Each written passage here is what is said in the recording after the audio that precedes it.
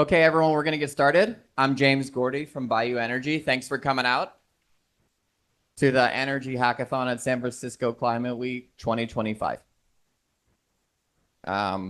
Quick thank you to all of our co-presenters, us at Bayou Energy, Texture, Shovels, Step Change Ventures, Palmetto, and Verta Ventures. Just some logistics. We're getting rolling now. We're going to do the demos and presentations for about the next 50 minutes to an hour. And then after that, we're going to have the space until about 12-ish to hang around, get feedback to the co-hosts if you want about their product, and general networking, of course. We have about 9 teams. I put about 9 teams because maybe someone didn't register their team this morning, and then we can give you a slot to present afterwards. And huge thank you to all 35 people that for the last day gave us their time and energy and actually built something with our products. Huge shout out, maybe some applause. Okay, this is the order we're going to go in. For all the teams, right? We love to see working demos, but also you've only had a day, so show what you can. And then give us some way to know why this is important for the real world and the business context if you can. You're going to get 2.5 minutes to present. We're going to time you, so we'll try to keep it on the rails. And then 2.5 minutes to our judges here to do Q&A about your presentations. So for our judges, we have Russell Sproul from Verta Ventures, Charles Oppenheimer from the Oppenheimer Project. Maybe you've seen the movie. Is Tim here? Tim Connors? No? Okay. We have Juliet from Google Climate AI, and then Tom from Rewiring couldn't make it. So Quentin's here from the product team. Thanks, Quentin, for showing up. Okay, judging criteria, right? Business context, creative use of the APIs, relevance to climate, and can we understand it and get a good sense of it really quickly? That's what we're judging on today. All right, let's get started. I'm going to hand it over to the presenters. You're going to go back. Okay, so for presenters, you're going to join the Zoom meeting and you're going to screen share, but you're going to talk into the mic because this is what people on Zoom and the recording can hear. All good? Okay, let's get rolling.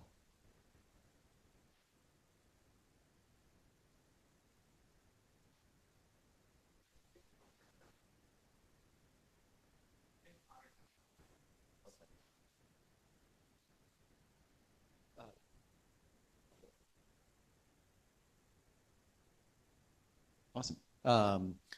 We are half of Battery Bot. The other half of our team had other Climate Week commitments. My name's Eric Munsing, and I used to be a VPP algorithms engineer at Tesla.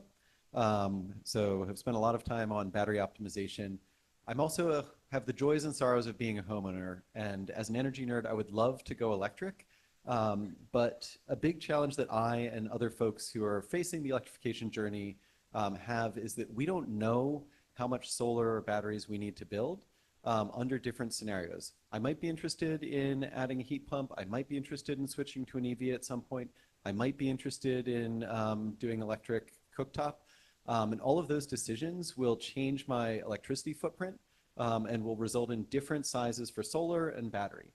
When I've had calls with solar installers, they tell me, hey, let's just oversize the system by 50% and then you'll have some buffer against the future. That might mean an extra 20, 30 grand outlay for me.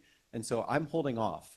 I drop out of their sales funnel until I've gotten my construction done, until I've made my decision. And then after I've gotten a couple of years of new build data, then I can go back and say, okay, what's the right size?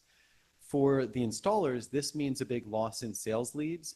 It means that there's a lack of trust between the customers and then each of the installers. When I talk to a heat pump professional, they say max size your system. When I talk to a solar installer, they say max size your system. Everybody's just looking to sell their product without looking out for like what's the actual best solution for the consumer. There are a couple of solutions that have emerged. So RMI has a green energy upgrade tool. Rewiring America has a tool that's focused on like identifying savings and incentives. But a big shortcoming of these is that you're not actually doing the whole home energy optimization. So with our approach, we are able to do that. We're doing the full battery optimization with solar and with these controllable loads or electrification mods, and have a demo that we've put together to show you what that journey would look like. So for this demo, we decided to use Palmetto and Bayou's data. We start with Palmetto, knowing that we can provide an address and they can provide us with the estimated energy usage under a couple of different scenarios. So whether or not we want to have a battery, whether or not we want to have a heat pump, whether or not we'll have EV charging. And that provides us with some basic data, but we want to be able to personalize it even more. We want to make sure that, if a homeowner is looking at this, they feel very confident and very secure that they know that these numbers are true, since they don't have anyone else to trust. So we use the address to get Palmetto data, but then we can also import data using Bayou from their utility company. So knowing what their historical data usage is in different months of the year, how much energy they're using both from electricity and gas, and therefore if they convert part of their home, like their gas heater, to electric, or if they decide to buy an EV car, what that's going to look like. In the long run, of course, this will not be a CSV, but directly accessing the API. Here we have our analysis, so we compare what we use right now as energy costs for exactly this address, and then can have options like, for example, adding solar panels. Then we see it, especially in the summertime, that, for example, we reduce our energy consumption. Plus, we provide optimal configuration, what you exactly need for your house. This is running live. We can also play around battery or electric vehicle or heat pump to add or remove it, so that we can get an estimation what is the perfect configuration for this. For example, here the savings are 6,200. Of course, we have to make upfront costs, but everyone can then calculate based on this information for their specific home. Thank you.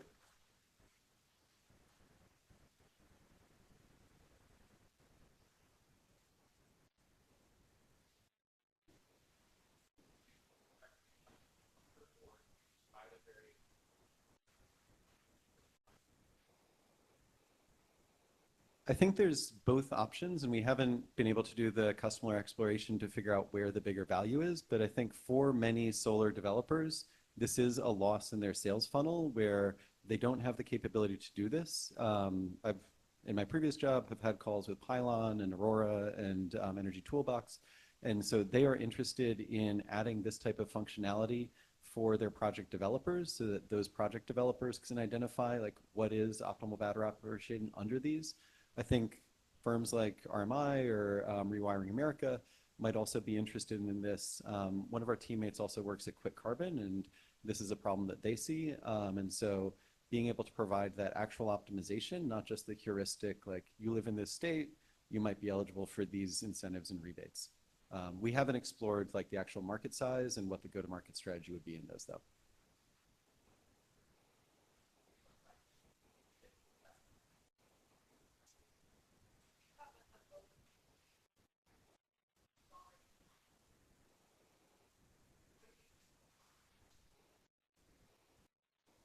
Question was, what would be the moat or comparative advantage for our team or our approach in this space? I think that a unique aspect of this space is that because you're working between multiple vendors, there's very few developers or integrators who actually are invested in doing all of this together.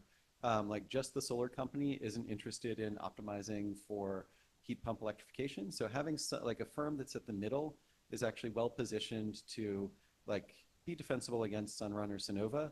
And then in terms of the actual battery expertise, like from having like two of our team members, one of whom isn't here, I and Utkarsha both have PhDs in battery optimization. And so we have the expertise to run these optimizations faster and better than any of the incumbents in the space. So we have that leg up. I've done this for Tesla. We're running the basically exact same optimization problem here.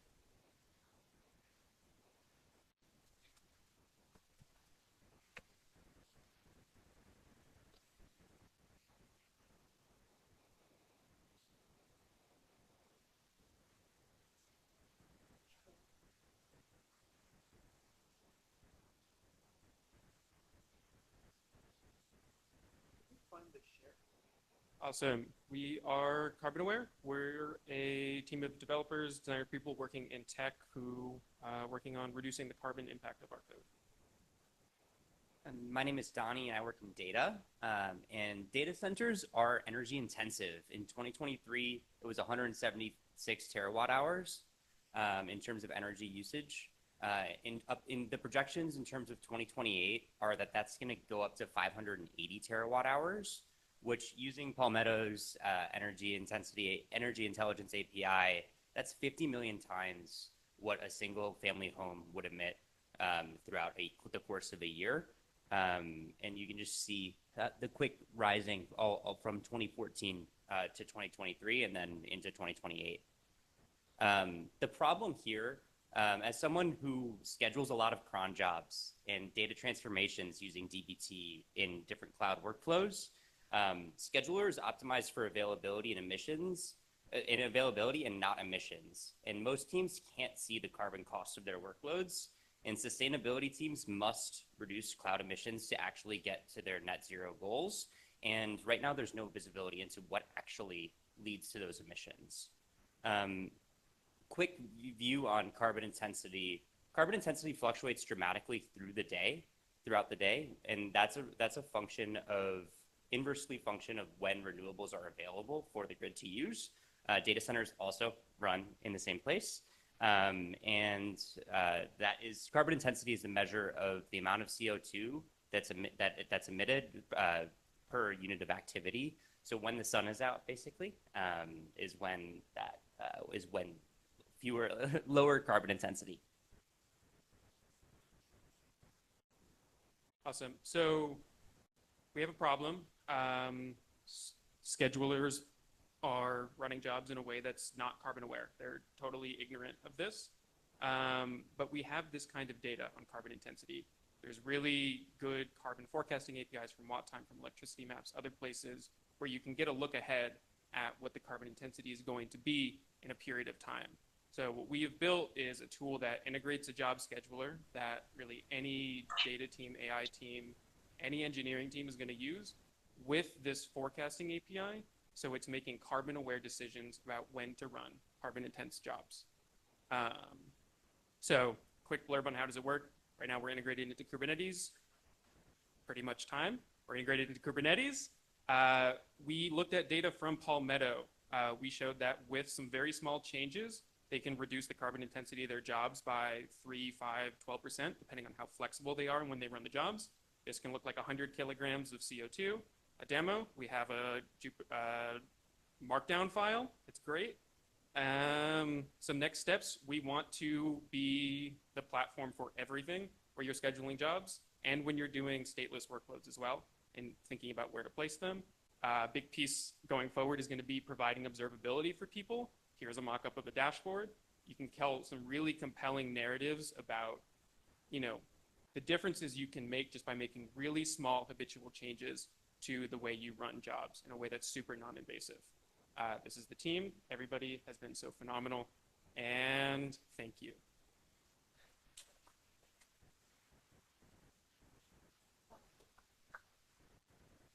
Bit rushed at the end. Yeah, go ahead. Yeah, so cloud providers for themselves, and just generally really big companies have the resources to make carbon aware decisions, but that's not often something that's exposed to the end cloud users. What I think we found is it's hard to present this like prioritization, API or contract to users, saying like, if you're a little bit flexible about when you run this, you can save on carbon intensity. We believe that there's a space where the cloud operators and people that are running these cloud providers can offer this, but I think there's also a really big opportunity where the actual end users who have an understanding of the flexibility and the demands of their workloads want to take advantage of that for themselves. Does that answer the question?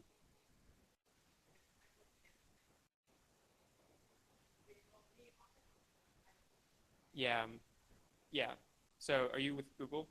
I can tell you a little bit about what you might offer. And this is from my own research. I know internally, a lot of your guys' services use this like follow the sun protocol.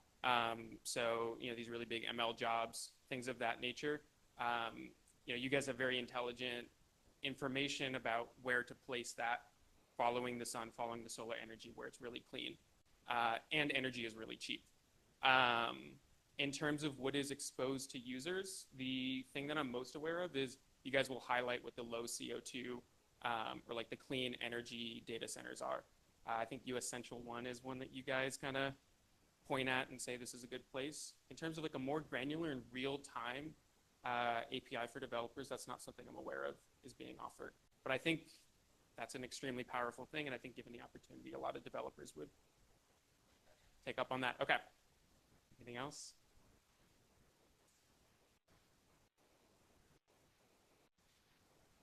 Who is the primary target user? That would be, infrastructure teams, companies that are running really big workloads in the cloud that have goals around carbon emissions and carbon impact, for whatever reasons, either with regulations or to internal, ESG decisions. And we are good. You don't have to tell me.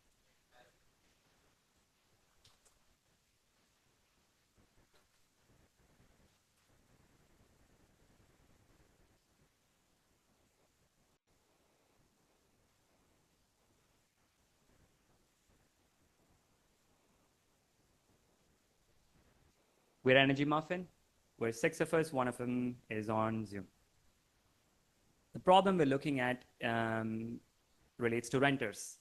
Most of us are renters in this team. There's about 44 million of them in the US in terms of households and about 100 million of them in terms of individuals. And we believe that they don't have any good options if they decide to save money and be sustainable in the homes that they're renting. As an example, I live in a rented home, and this is what PG&E recommends for me to save money. It says, unplug your electronics when they're not in use, save $400 a year. A quick ChatGPT search will tell you that's not true. Let's look at another one. Heating, we all know the data that it covers about 50% of the energy costs. And we also know that smart thermostats, a pretty basic way to save energy and costs on heating. There's only 15% adoption with rented homes. I've tried asking, I've been renting for 6 years. My landlord will not let me, and I live in one of the most commercialized rental apartments. Now, let's zero in on the peak time usage specifically because it contributes to about 40% of the rental energy costs.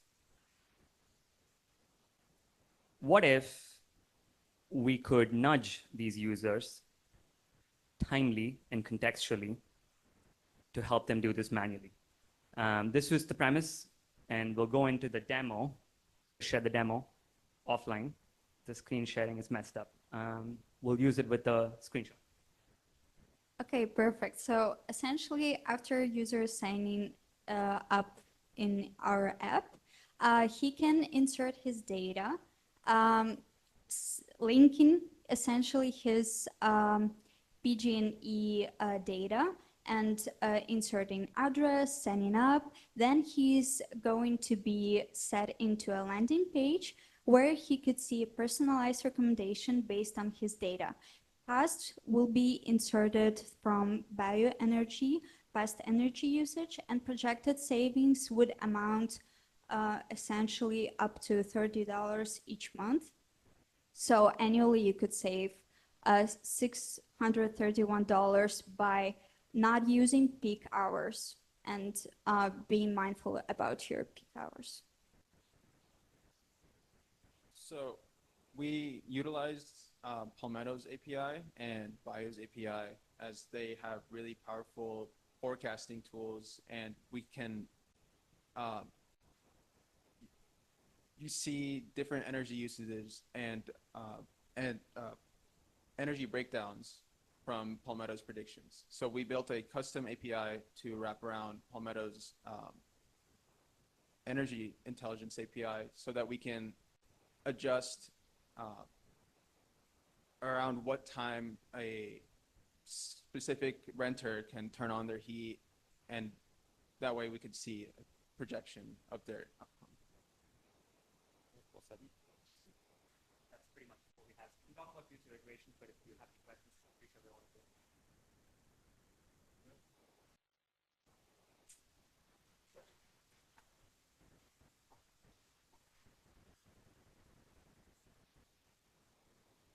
can share the demo offline. Yeah.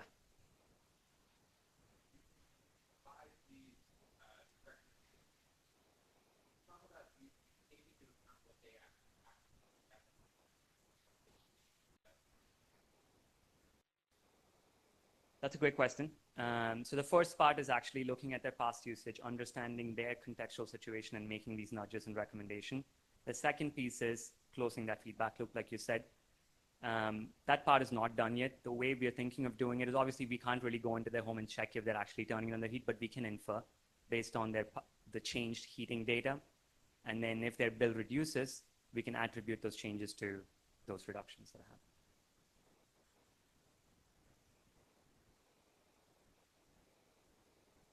Oh yeah, sorry. The question was, are we going to know if the user did what we nudged them to do, and how are we going to bake that into our app experience for them to get the feedback? The question was, the primary customer for Energy Muffin, is it utilities? If yes, how are we going to acquire them? Okay, got it. If no, how are we going to acquire end users? We hope, so our customers are not utilities. We're going to be direct to consumer, direct to renters. The biggest selling point for us and what we're going to obsess over if we were to build this out further is going to be the UI. I think there's a lot of arbitrage to be done. I showed you PG&E and what they offer, especially in monopoly markets. And so we want to build out the UI to a point where it actually spreads by word of mouth. We'll obviously do a lot of these traditional marketing to get the acquisition. Feel free to chime in, any of you also. We gave it some thought. One option, and we haven't really decided on one of them. Some options we considered was, one is advertising in a nice way that doesn't interrupt the user experience. The second could be if we can get to a point, we also talked about, okay, sure, we're asking the human to adjust the heating themselves, but at some point they're going to get annoyed and they're going to want a smart thermostat. And so today, the reason why, well, the landlord has a lot of incentives to change it, but there's no push from the renter because the renter doesn't know what they're missing out on every day. And so we believe that if we can get that push from the renter, that's an additional incentive, a pretty strong one for the landlord to do it. And so if this happens, and we can bring in contractors to actually help the landlord and bring in the landlord into the equation and get rev share. Some options. Thank you. Sorry, we shared the demo. We are Hackathon Energy, and we save developers time, money, and energy with public microgrids. Everyone loves microgrids. They bring renewable energy and storage and resilience and property values, and they keep money in the community, but no one builds them because to tie them into PG&E adds another 20-something cents a kilowatt hour of legacy transmission infrastructure burden to what was supposed to be a nice sort of discrete, local power system. At Hackathon, we take a different approach, which is we tie your microgrid into the municipal utility so that you can sell excess energy from your microgrid, get energy from the muni when you need excess energy for your microgrid, and save 20-something cents a kilowatt hour for everyone using power in your development. We have on our team Phil, who is a city councilman from Sebastopol and a member of the board of the Community Choice Aggregator for Sonoma County. So we're going to just say, bring you 100 more units of housing up in Sonoma County, and using Palmetto's API, we know what the typical energy use is of a home in Sonoma County, and we know that we're going to save about 20 cents a kilowatt hour from over the life of the project. Significant savings for the homeowners, a huge boost for the developer, a great new customers for the muni, resiliency and energy use in their community, and we operate as a kind of an independent power producer for to the muni. So the residents or the commercial occupants of this development become power customers of the municipal utility. We provide power to that utility, and everybody wins. Take questions. You want to add that? No, but I'm happy to field a lot of questions. I mean, basically, I'm super stoked for the team taking on this challenge because I think it is the problem today in California, is being able to avoid tying to the grid or being monopolized in this fashion. It's almost impossible to be municipalized. So this is a chicken and egg problem that this app solves. It basically gets the developer and the muni on the same team quickly. We use Palmetto for the housing data. We attempted to use shovels to be able to discover leads on who was developing projects in the area. Okay, so the question is, if we produce too much power, can we put it back onto the grid? Okay, so you will have to tie it to the grid at some point, and when you do tie it to the grid, there is an obligation to be to sell that power to PG&E, but they would probably only buy it at the wholesale rate, which would be about 2 to 3 cents. So the best thing to do is to optimize the power to be able to consume your own power. So that would mean increasing storage. And that's why a microgrid is more important than a simple house having its own little 20 kilowatt battery, which is only lasts. So the question is, will PG&E get mad at us? Yeah. Yeah. Okay. But you know what? Municipal, so every city has the right since the 1800s to start a municipality utility. It has the obligation to serve its citizens. We have the obligation to serve our citizens. And through that law, that's why greenfield developments are okay. But redoing something where PG&E already has property and will go through a lawsuit or try to buy that power from them is almost impossible. So every new development is an opportunity and will be an opportunity in the county or within a city region. All right, hi everyone. We're Team Kelp, and we're excited to show you our platform today. With Kelp, we really wanted to explore how to make energy efficiency more visible for both small businesses and consumers alike. So this is our platform, and it's going to help reduce costs, attract users, and sort of help small businesses diversify in their market, but also help consumers make more energy efficient and climate conscious decisions. Okay, so we have two parts to the technology. One of them is to push the businesses toward using less energy. So we have a website that takes PG&E data using the Bayou API, and we'll come up with a score to rate these businesses on how well they're doing in terms of energy saving progress, and then they can use the Palmetto API to make suggestions on what the businesses can do in order to save more energy in the future. So on the consumer side, we also decided to develop a Chrome extension that connects to Yelp and shows your business's Kelp score on the front page. So for example, if you want to go have some Sichuan food and you're curious about how climate conscious the establishment is, you can go on Yelp and it'll load up this extension and offer other interesting statistics that are found from the Kelp API, from the Palmetto API. And in the future, if more businesses opt into using Bayou because they use more accurate data, we could have like a Kelp certified business establishment that has more accurate measurements. Cool. Yeah, I think that's about it. Does anyone have any questions?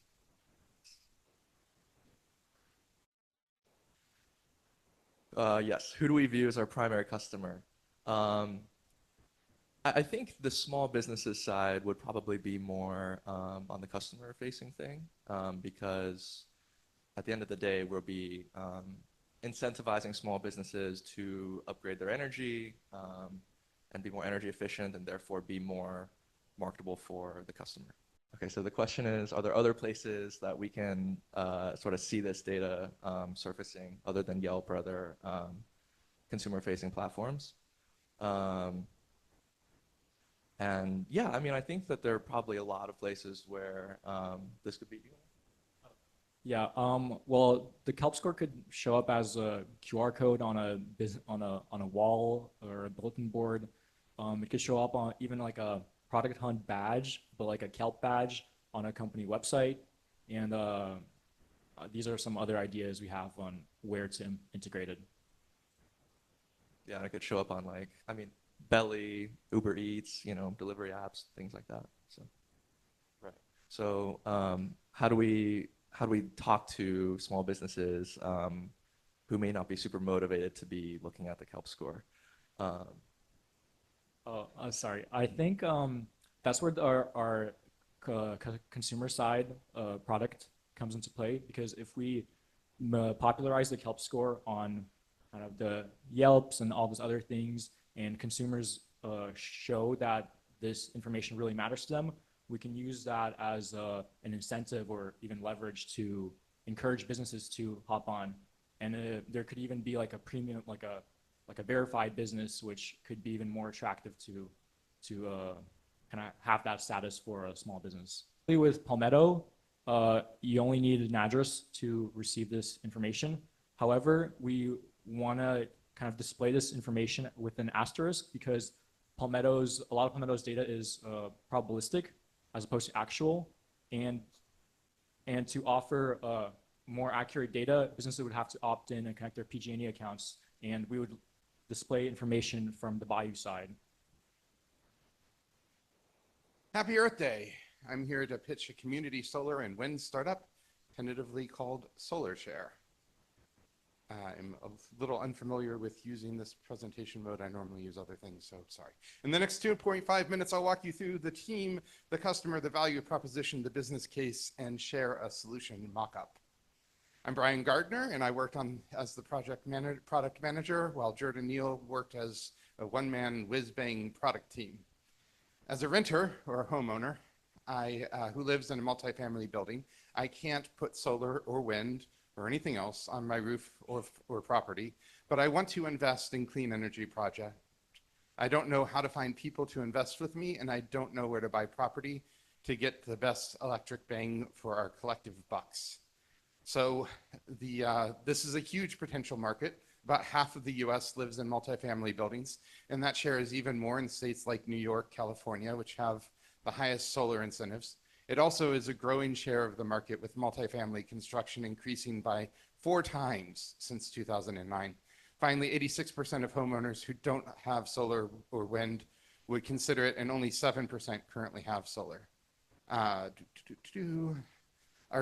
solution would connect potential investors to like-minded individuals, create an avenue for funds, find ideal locations to purchase with those funds, predict costs, predict output, and then distribute revenue.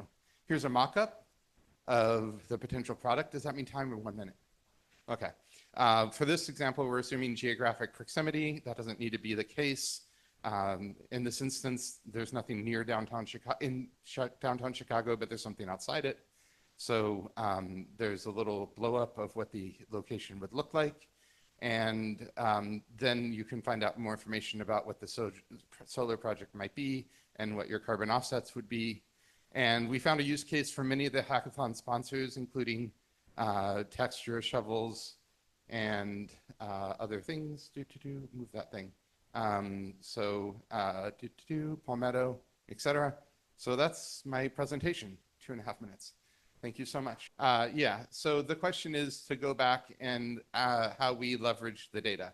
So actually, I think this is probably the best slide to do that on. So for Texture, we use that to get device data and pull down what would be a projection of data for a new project based on the projects that already exist. For Bayou Energy, we would use it to create a smart contract, utility bill as the enforcement mechanism. And with Shovels, we identified viable project locations, estimated contracting fees and permitting times, estimated job value for solar and wind. And with Palmetto, we could also pull some data from them as well. Yeah, so the business model could pivot a little bit, but part of the idea is that we get some percentage of the project that gets built and the energy that's produced. as the aggregator of individuals, and then we would help facilitate the production in the process as well. So we would buy kind of like a place where people come to find people to work with, and then help connect them with projects and project managers and whatnot.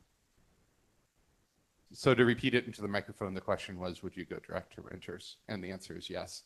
And not just renters, some multifamily, yeah, are also homeowners. I live in a house that we own, a condo technically, and the HOA won't let us have solar or wind or install batteries. Anyway, any other questions? Okay, great. Well, thank you so much for your time, and it's been a pleasure. So we're Team Voltiv. Our other founder is not here this morning, but she has been at Accenture for the last 6 years, mostly consulting with utilities. There she saw how utilities do preventative maintenance on their assets, namely transformers and substations, and found that most of them are, which are labeled on the San Francisco map here. And she found that most of them are just using, this is 40 years old, so we need to do X to it, or this is 10 years old, and we need to do this thing to it. So we thought maybe there's a way to make that smarter. And the kind of why now for this is that there's a lot, there's lots of grid demand happening, and these assets are getting older and older, as most people here know. The other why now is that there are new ways to get data on these things. There's better sensors, there's better ways to get data off of those sensors and into platforms like ours, and then there's better data from demand, which is where the APIs from here come in. In our platform, right now, we only use Palmetto to get current demand, and eventually could do forecast demand for residential houses around each asset. But we could also add shovels in to add to that, and we could add device data from texture to continue to add and make the data for each platform better. And then finally, we also added a messaging system, because we know that most utility managers are not looking for another dashboard that looks like this. Most are looking for to tie into what the current systems they currently use, and just adding the insights that come from meshing all of this different data together. Yeah, and so this is the demo we got right here. We have all the different utility assets. The blue are houses, and they have the Palmetto data coming to them. We didn't want to use every house in San Francisco because our mapping API wouldn't allow us on the free version.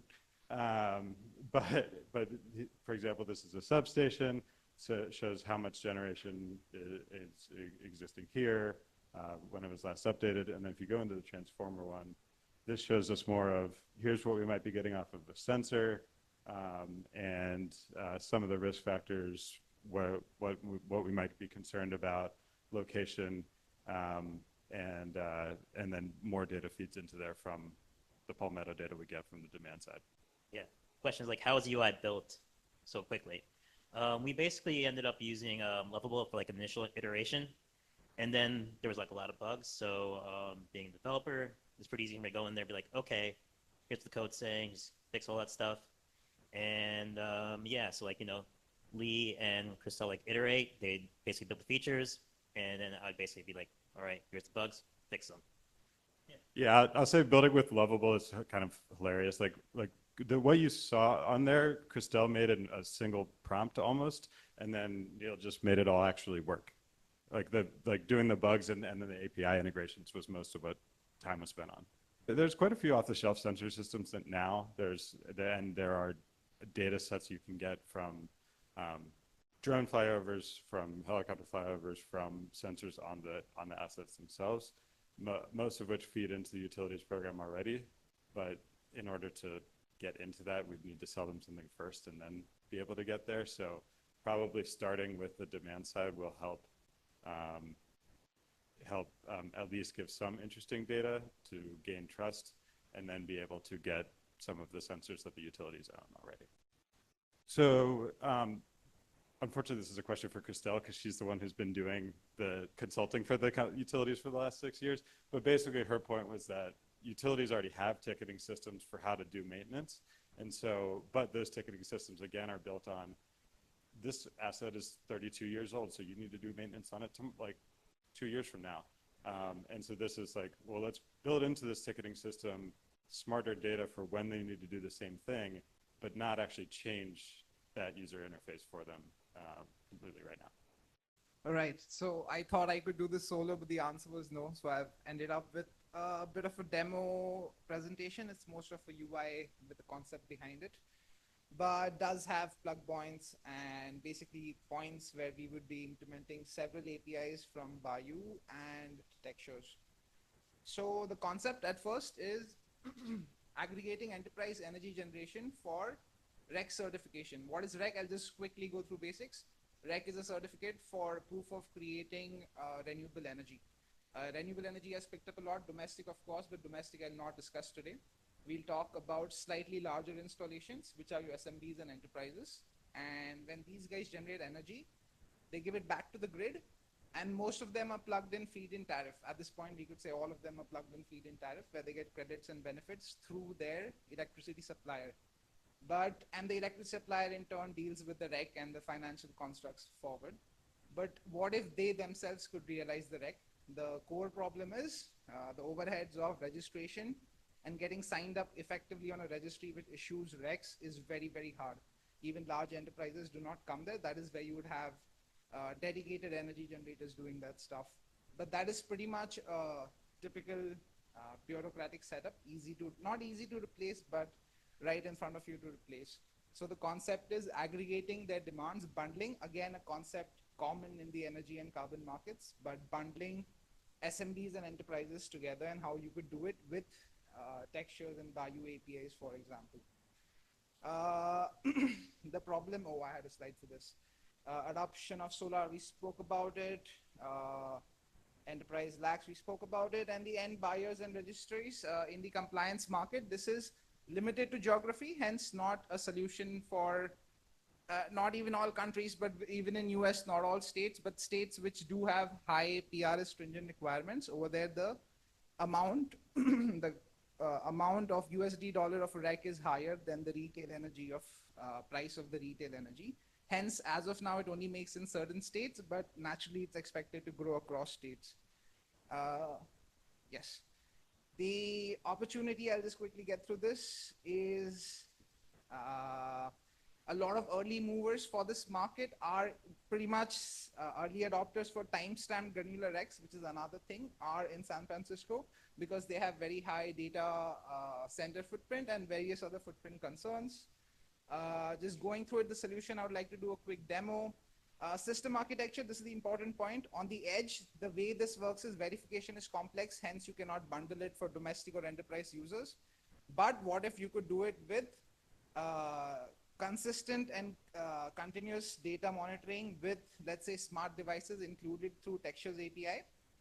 Beyond that, that is not enough because you need regulated data. You need not just meter data, but accredited meter data. That is why the generation data you need. For example, how much was generated, how much was consumed. I could handle this in Q&A.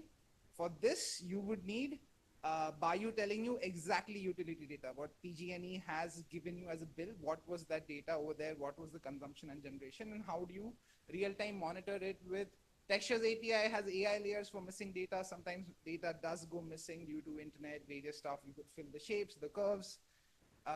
Preventing double counting, one again, great example. A customer cannot be on feed-in tariff, but also be on this time. Cannot be on feed-in tariff, but also claim RECs. Hence, how do you check it? Bayou API has a response where not only do you get the tariffs, but you also get the applicability period if there were various different tariffs used by the customer. So certain double counting checks can be done. Plus giving them a platform to manage the RECs is a way to definitely avoid double counting itself. To demo the platform,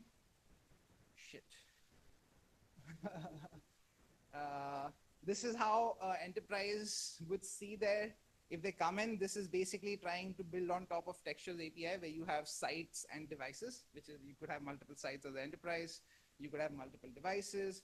And in each device, I've tried to show some aggregated stat, but it's pretty much dummy, so it doesn't matter. But you could, while you're claiming it, once, let's say, some milestone events have happened, like an invoice, a bill, and the textures API getting data for the claim period, you could claim certain month, and you could also go beyond Rex. There are certain carbon programs. For example, AMS 3AE, which is about home efficiency introduced. Again, you cannot claim this carbon credit program and Rex because that'd be double counting, but this is not just a generation of energy. This is about home efficiency. HVAC systems, smarter refrigerators, smarter fridges, but tracking those devices is very hard and impossible. But if Textures API does scale up, that is something you could hope to do down the line. Yes, who would be the ideal customer for this? Going through this, aggregating sources would be, let's say in California, going through all the enterprise solar panels which are there and telling them they have an option to move out of the current tariff. Don't go for feed-in tariffs. Do not get the bill credit, but instead get the opportunity to actually receive REX into your credits. And right now the value of retail is about 31.31 cents. So it's $31, but the PC1 ISS, the highest kind of compliance, which the same rec produced by shops here would be, is about $75 at a lower point of the market. So if it scales, it's clear multiple on top of the current price. Everyone here in person. We have one late entrant who took all the time and built a great demo. And so we're going to let Femi present. Everyone on Zoom, feel free to consider as well. This is additional entertainment. So thanks so much, Femi. If you can. You have a solid 3 minutes. Thank you so much. Hello, guys. This is going to be a short one. So what I'm doing here is I'm taking data from Palmetto API, and what that allows you to do is choose any address because you don't need to have permission to do that, and pull up the profile, the cost profile. So I'll put my address here. Actually, let's go through what's already here, not to waste. Oh, okay, it's already gone. So I'll run it live.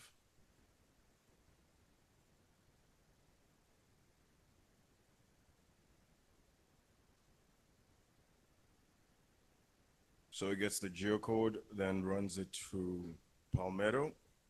But essentially, what this is targeting is getting the metrics. Oh, jeez.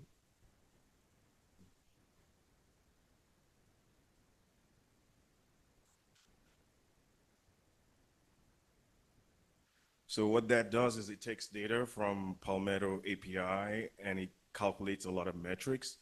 Then it runs it through an AI recommender system through LLMs. And then it tries to give both an energy profile and some recommendations on how to reduce costs. So one important thing here is we see that there's a lot of old model heaters, HVAC, and there's a lot of unused energy. So it's advising how to save energy over time. But essentially, this can be used in a firm where you have a lot of buildings in a portfolio. You can do a quick analysis, get a summary of it. You can go deeper if you want. There are some cash considerations here, percentages in heating costs. But what this allows you to do is quickly, without having to look through dashboards, you can get some actionable insights. This could work at a more exact level. You don't want to write, Tableau sheets and stuff like that. And so you have a direct access to an API and some information and recommendation based on those statistics and some numbers we've already crunched. That's basically it.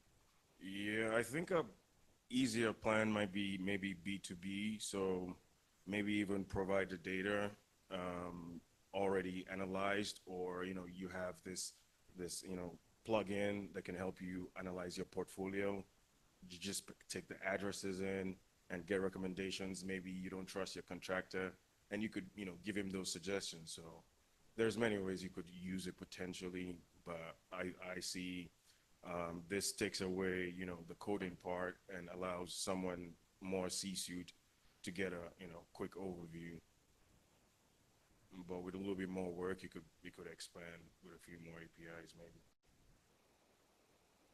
Thank you.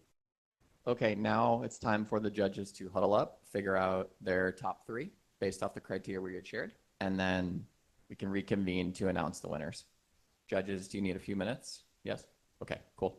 Everyone on Zoom, feel free to hang around. We'd appreciate it. Go get another coffee or take a quick walk or something, come back.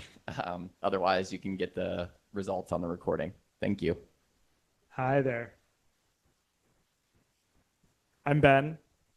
Morning, and I. We're here from Step Change Ventures. Just wanted to say thank you all for coming. There are some people that I think falsely believe that software does not have a major role to play in climate solutions. And I think this room or this boat is here to disagree. And just seeing all of this, seeing everyone build amazing things on top of these amazing APIs is just like very energizing for us. So, and if you're starting a company out of one of these ideas, please come talk to us. This is the type of stuff we live to invest in. So thanks. All right. Well, thank you all again for coming. We're just going to quickly introduce ourselves and then announce the top 3 winners. So again, I'm Russell Sproul, founder and managing partner of Verta Ventures. We are an early stage climate tech fund focused on companies that are digitizing and decarbonizing the biggest emitting sectors, largely software-centric solutions. We've invested in 23 companies so far and write 200 to 300K checks generally. And we've actually invested in a company that looks somewhat similar to one of the ideas today. So yeah, thanks again for coming and hacking over the last day or so. Quentin Barber, I'm Senior Product Manager at Rewind America, and we pretty much focus on electrifying everything for everyone because we think that's the way to go. And, I'm really happy to be here. You guys had some really great ideas, and we're going to share what we thought. I'm Charles Oppenheimer. I worked at Twilio for almost 10 years, so I've done a lot of hackathons, and I thought I was safely out of the world of software, and I got recruited back in here as a public service. And I just want to say that the point of doing a hackathon, you've already won. You got together, you're coding on your idea, you presented it. This formality of ranking, we're doing the best we can, but don't take it too seriously. Or do if you won, then it's very big. Okay, so the ranking, I think 3. Yeah, number 3, we did Hackathon Energy. We liked your kind of like space. The demo part worked. We recognize it's a small part of your like very big problem of a microgrid, but it was cool, and I like that you said you would piss off PG&E. Right, correct answer.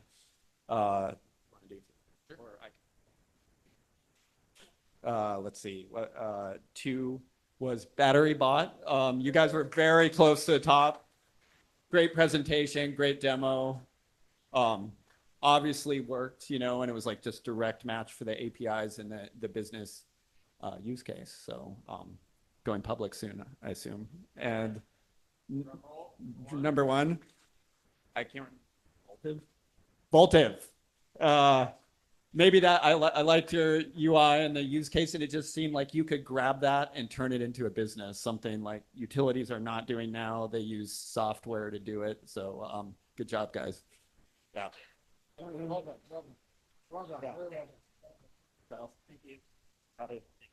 Everyone else is the winner too. You all won. You all won. Okay, everyone, thanks so much again for coming. We have the space for a bit longer. Ryan, till 12-ish. Any of the co-hosts would love to get any feedback you have for us on how to make our product better based off your experience over the last 24 hours. So come find the Bayou, Shovels, Palmetto, Texture team if you have any input for us. Otherwise, hang out. And thanks so much for coming. Have a great rest of your climate week. Happy Earth Day. I'm James from Bayou. Ben? We need a big round of applause to James for organizing this. Okay, folks on Zoom, we're signing off. till next hackathon. Thanks everyone for coming.